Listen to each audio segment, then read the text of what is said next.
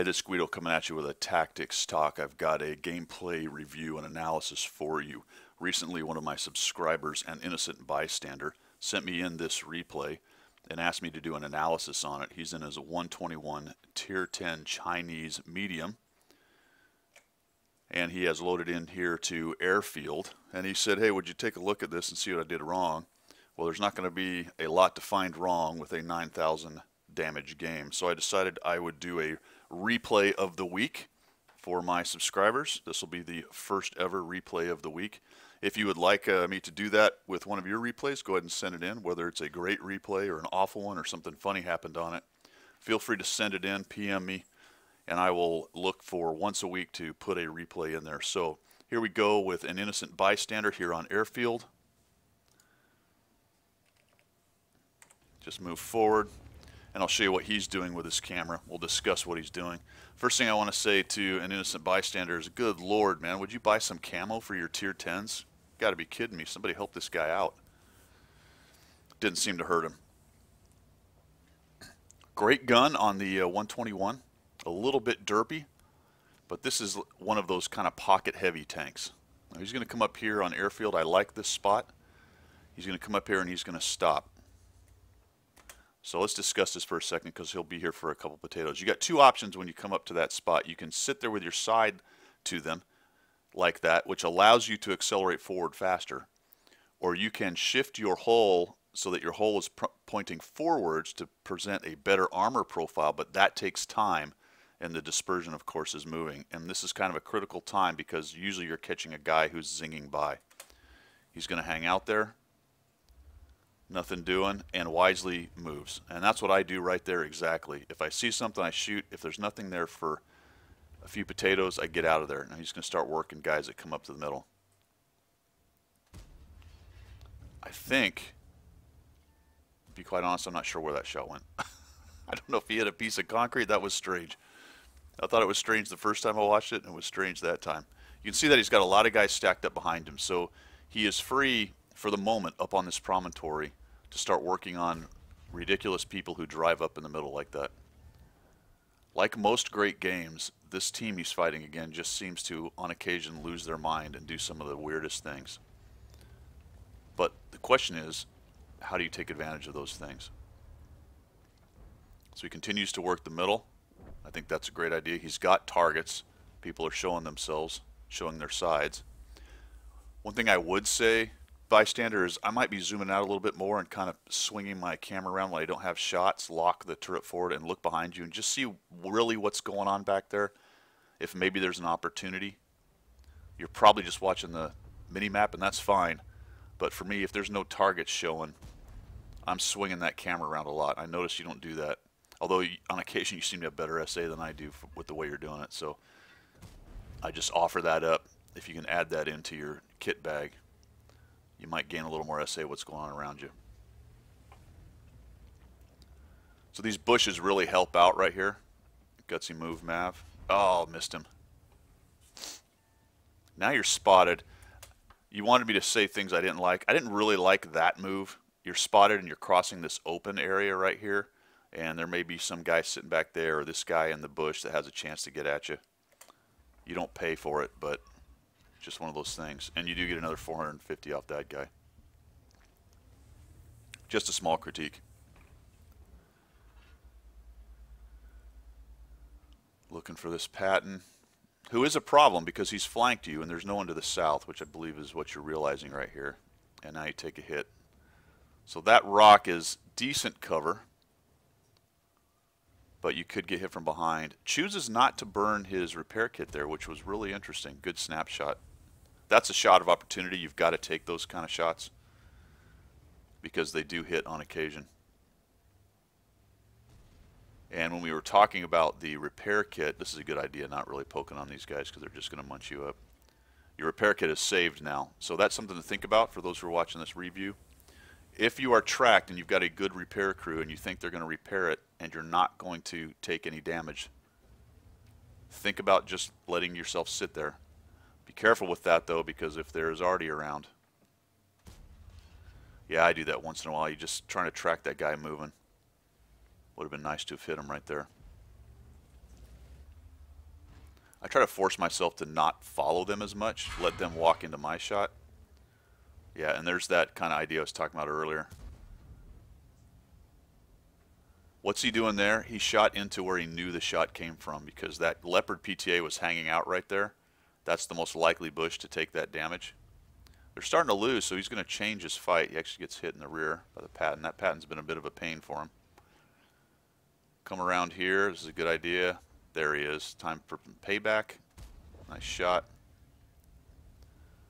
Been nice to have tracked him right there. I guess somebody did.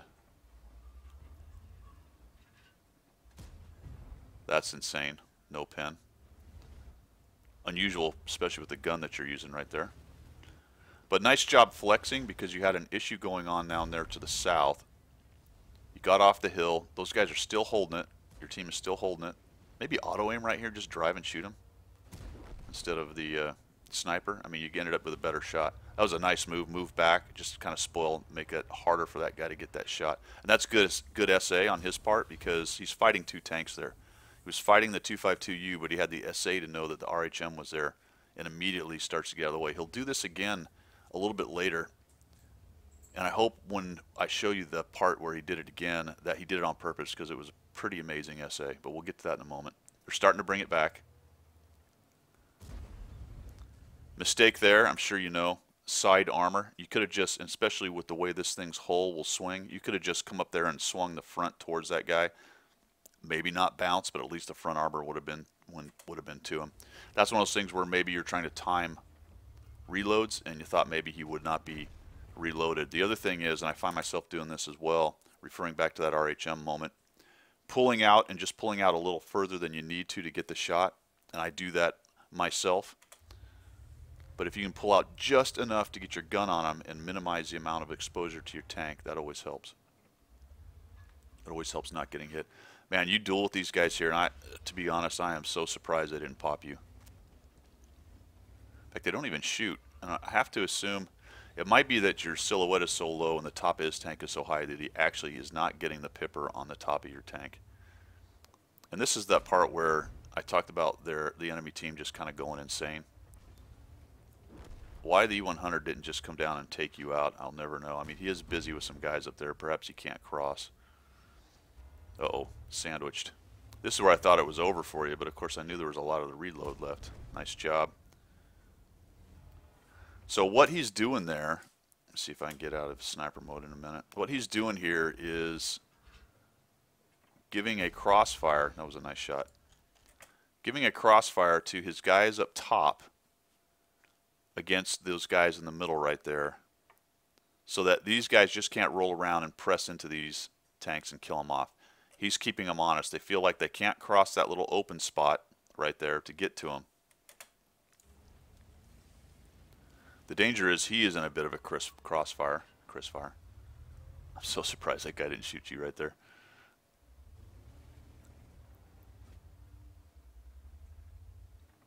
And you've still got the guys on the cap. All right, so that was excellent SA. Did you see that? What just happened there? His IS-3 died up on the cap, the guy that was keeping those two busy and keeping them from shooting him in the back. And the second that IS-3 died, he switched.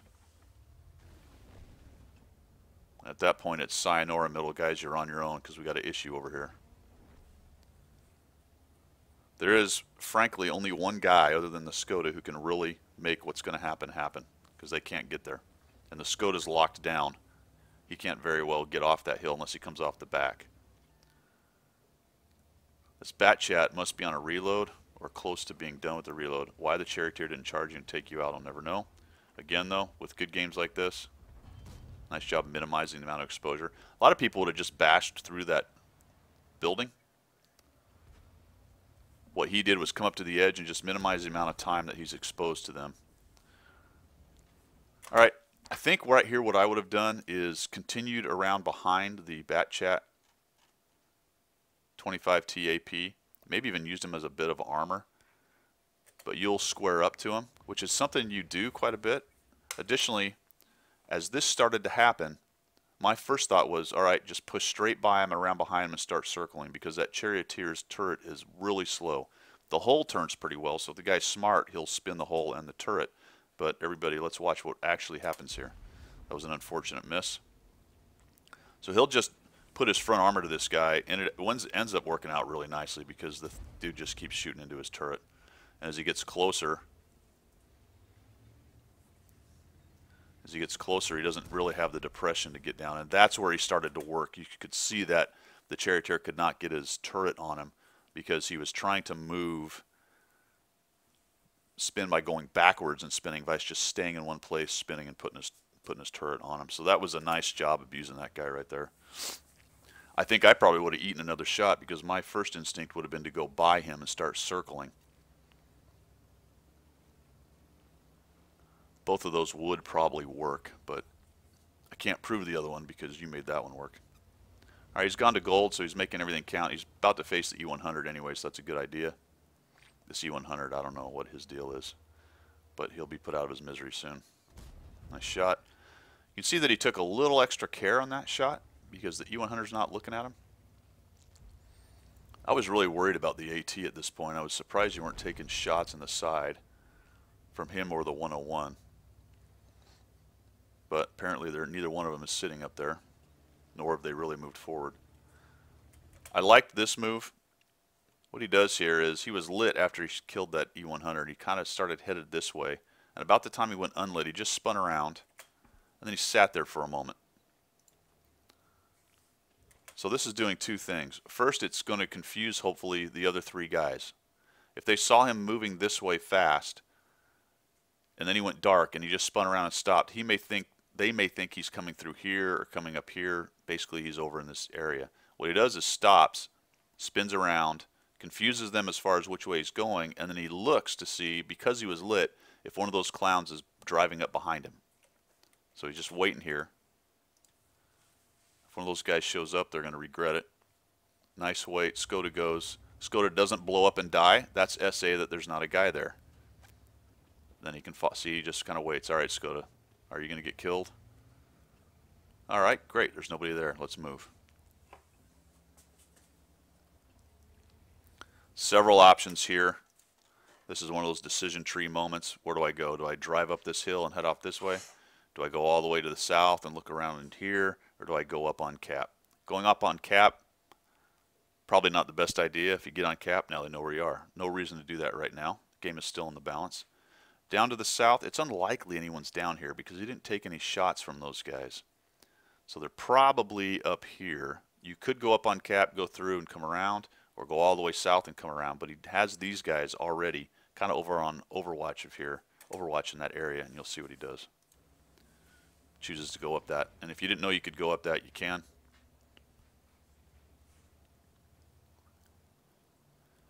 And now we are looking, and this is that moment I talked about earlier where some pretty huge SA and pre-planning, if that's what he was thinking about. Finds the T-34. My instinct was to go right by him. He goes by him enough that he backs up and the guy can't get his turret on him. Clearly that guy didn't know what he was doing because he wasn't spinning. I don't think he was tracked. If he was tracked, then I understand that, but he should have been spinning his hole in his turret. But watch what happens here pretty quickly. All right, so I would have gone straight by out into that flat area around that T-34. He did a nice job. He actually had a side shot. It was no problem. And now he's sitting here, and look what just happened.